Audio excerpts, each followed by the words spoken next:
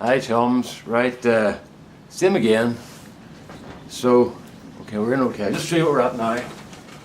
This is number 22. Where are we at? Number 22 there. And it's Maris Piper, 3 small ones, and they're from the shop. So these were store-bought potatoes that I found in the drawer that had some eyes on them. Now, somewhere in the mists of time, I have another video when I first started doing potato reveals of Maris Piper that were shop bought, and I stuck into a bag just to see how they would do, and they were one of the best reveals I had that year. But I don't feel a lot of weight in this at the moment, so I'm not very hopeful. So there we are, number 22, Maris Piper 3 small. Maris Piper are a very robust potato, and they can be used for chipping and roasting, boiling, mashing. What else can you do with them? And baking. So throw those wee slugs out and give them another go. So they are quite a robust potato, but you do need to take a bit of care cooking them, because if you cook them too much, they will dry out. The secret with cooking Maris Piper with any potato is try and keep the sizes all the same, so all your pieces are about the same size, and they'll all cook around the same rate. Now there will be discrepancies, but if you've got big pieces and small pieces will go into mush before the big pieces are cooked, so you don't want that. Just pulling out a few weeds here, they're starting to grow because it's springtime and it's 10 degrees in here today. What temperature is it in here today? It's 12 degrees, which in old money was 54 Fahrenheit. So it's very pleasant in here today, but it's about 5 degrees outside or less. It's very cold. It's around about 36, 38 degrees probably. And it's quite cold because we're getting wind from the north. So we all know that's not a good thing. That's where we get our real bad weather, from Siberia. That's when we would get real bad snow and stuff. And very cold weather. But it's a nice cold weather because it's dry cold, unlike the damp cold we normally get here. Right, let's wheel this thing over. And see how we're getting on. Nothing exciting in the... we've got it here. But look, something interesting is happening here. Already I can see. Oh, here, this isn't too bad. Right. So what's been happening? The car thing has come to a halt because the guy I'm dealing with was on holidays last week, and then I phoned this week and he had a bereavement in his family, so he was off for a week. So I'm going to wait till next week. I don't want to go and deal with somebody else after him doing all the work and putting up with me and stuff, you know. So I'll go back next week and see about that. But there's no rush with the car. I've got until July if I want to, because I've still got enough time left on my MOT certificate. The test certificate is good until the end of June or July, so I'll be alright from that point of view. That was that. There's another thing came up one time recently, and it just came up. I don't know if I've told you this or not, but if I have, the ones who know can go and make a cup of tea or something, and the ones who don't know can listen. I went to London one time. You all know I'm colourblind, so I went to London one time when I was about 15 or 16, 15, 16, no, what's the about 15, and we were staying for a couple of nights in London on our way to a school trip. We were staying for a couple of nights in London on our way to France, and we did the usual touristy things. We were given some time, and part of that, we were quite close to Carnaby Street where we were staying. So myself and a couple of mates went down Carnaby Street, and that was the place where you bought all the cool clothes, you know, and everybody went for their cool stuff. And I came upon these loons, right? Now, for those of you of a certain age who don't know what loons are, loons were flared trousers, but instead of having a flare like that, they had a flare as big as a wheelbarrow. So I bought this pair of dark grey brushed denim loons with a 26-inch flare.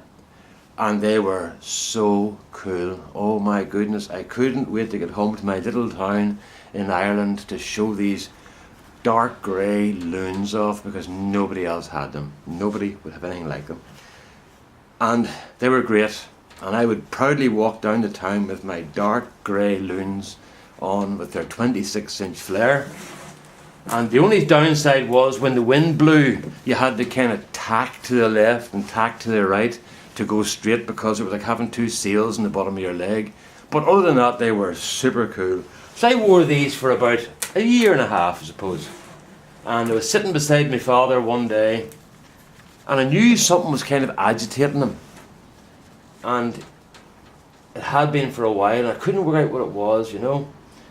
And eventually he came out with it, and he says to me, "Brendan," and I said, "What?" He says, "Why are you wearing pink trousers?" And I said, "I have no pink trousers." He says, "You're wearing them now." And I went, "Those aren't pink, those are dark grey." He went, "Brendan, they are cerise pink." And I thought, oh my God, where have I been for the last year and a half? Now I know why people were looking at me. It wasn't because I was super cool. It was because I had a pair of fucking pink trousers on. Excuse the language. So that was the last time they've ever seen. And I left town never to go back again. But actually that's what happened, because I went off to university, and that was really my last time in the town. But when I'm 57 years old now, so it's 40 years later, and sometimes when I'm walking down through that town, I think I can feel eyes on me and people pointing and going, "That's the guy that had the pink trousers." So that's it. But the pink trousers weren't dumped. They're as old as I am, because when there are fancy dresses from the 60s and 70s, my cousins have got those pink trousers stored carefully to wear at fancy dresses or fancy dress discos or dances, wherever the hell you go to now, you know. So they are living on. They weren't dumped, but that's what happened to the pink trousers. So that's why I have to die before Rosemary, because if she dies first, I'm going to end up looking like Coco the Clown walking down the street, because I will not know how to get dressed. At the moment, see, people used to say to me, "But you're not colourblind." And I go, "Why? How do you mean that?" "Well, your clothes are all really well coordinated." And I go, "Yeah, but that's my wife does that." In my wardrobe, every hanger had the trousers and the shirt and the tie that worked for that particular ensemble. And I would go into the morning, I'd lift a hanger out, and I knew that on that hanger was the right clothes to wear together. But I dare not take a shirt off one hanger and a pair of trousers off another hanger and a tie off a third hanger, or it was going to be a disaster in the making, you know. So to say, I have to die first, or I'm going to end up looking like Coco the Clown. "Oh, dying, Mr. Spock's dead. Oh, my goodness. Live long and prosper." He actually did that, didn't he? He's 83 years old, and I'm sure he had a few pounds in his pocket, and he lived a brave long life. So he said he regretted the fact that he smoked. So I don't know what he died of. You're sort of assuming to be cancer, you know. But you know, at 83, I think you've really done pretty well, smoking or not, you know, because there's a whole lot of people who don't smoke don't reach 83. And mind you, there's not very many 83-year-old smokers either, you know. But anyway, so that's the poor old Spock's away to the great starship in the sky, and I hope he's happy wherever he is, because he gave us a lot of happiness. He was a very nice guy. I read an article about him on the internet there, on a news article about some of his tweets about the miracle of life is giving, because the more we give, the more we have. And he seemed to be a really, really kind, decent, gentle guy, you know. So I didn't know a lot about him. I wasn't really into Star Trek that much. I did go through my phase of watching it every week, because at that time there wasn't a big choice in television, you know. So you did watch whatever there was. Like, get me plastic bag out. So that was it. Poor old Spock's dead, and my pink trousers are still alive, eh? So there we are. I don't know what that's going to be like. It's only about £4, I suppose, you know, but it's better than nothing. It'll do a few dinners. Not as good as the last time, but the ones I put in the last time were big potatoes. They were like that size there. The first time I tried this out. So, but I'll tell you what, they're better than the ones I grew from the Cara seed. So those are good. But that's that. Right. So what do I see now? Now, oh dear. Right, so what else has happened? Nothing else has happened. I'm sorting out some of my mother's stuff. My mother's grand, she's doing well, and I'm still sorting out her stuff from the house, you know. It's a long job. See, my father was a journalist and he wrote plays and stuff, and the plays got published on the BBC, and I've got all the original scripts for those, all the handwritten scripts for the plays and the copies, and I've got all the contracts with the BBC and the World Service. I think he got paid 1 guinea, which is £1 and 1 shilling, or about $1.50, for every country that the World Service broadcast a play in. So if it was 20 countries, you got 20 guineas, but each of these contracts came through as a separate contract for 1 guinea. So each country had its own contract for that country, which is very interesting stuff. I don't want to lose that. That's valuable. That's sort of family history, if you like, you know. And there's a lot of other historical documents I found, like that belonging to my grandfather and stuff, you know. And I don't want to lose those either. So there's a lot of careful sorting to be done, because I don't want to throw out something that's very, very valuable. Now, luckily, my own son is an English teacher, and he's very interested in his grandfather's drama stuff and writing. My father wrote short stories as well. That's how we got our first colour TV in the 60s, 1967 I think it was. My father, there was an All-Ireland competition, and the first prize was a colour television. And my father wrote a short story. It was a short story competition, and my father won the colour TV.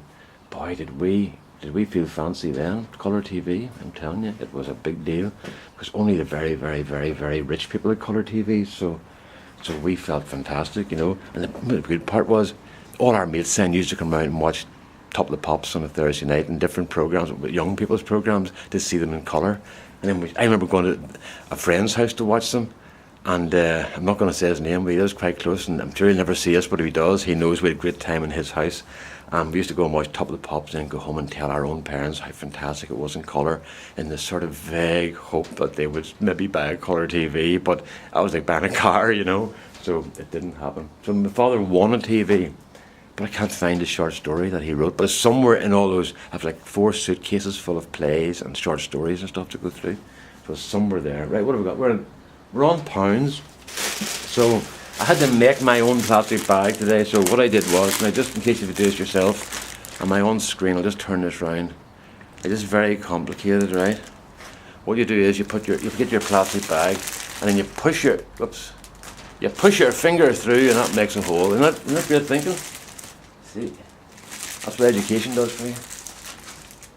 That's why you go to school, so you can weigh your spuds on YouTube. 4.15 pounds, so that's just less than 2 kilos, with 2.9 something. I just what 1.89, yeah, shit, just less than 2 kilos. So 1.89 kilos or 4.15 pounds. I suppose it's alright from a couple of small spuds. It'll do for a few dinners. Okay, so we get this thing back again. Let's see now. Turn that round, and then move that round like that. Right, so what else is happening? I still have to put up a couple of wood turning videos. I've been really, really busy with other stuff this week. I thought I would have the duck up, and I didn't get it done. I'll hopefully do it early this week or tomorrow maybe, I'm not too sure. But things kind of got out of hand. You know, I remember listening to people who retired and told me they didn't know how they had time to work, and that's how I feel now. I really can't believe how busy I am for somebody who doesn't have to go to work in the morning. But I'm actually getting up as early as I got up, or earlier than I did when I was going to work, because there's so much to do. so it's good. So don't fear retirement. You will find something to do, and you'll find plenty to do, and you will wonder how you had time to work. Okay? That's it. I'm thinking of pulling all these potatoes out at one go, because I don't think the ones are going to be good that are left. There's only they're the ones I grew from my own seed, and the only ones did well were Sarpo Mira. The Cara and the Charlottes did not do well. So I'm thinking just pull the whole lot out in one go.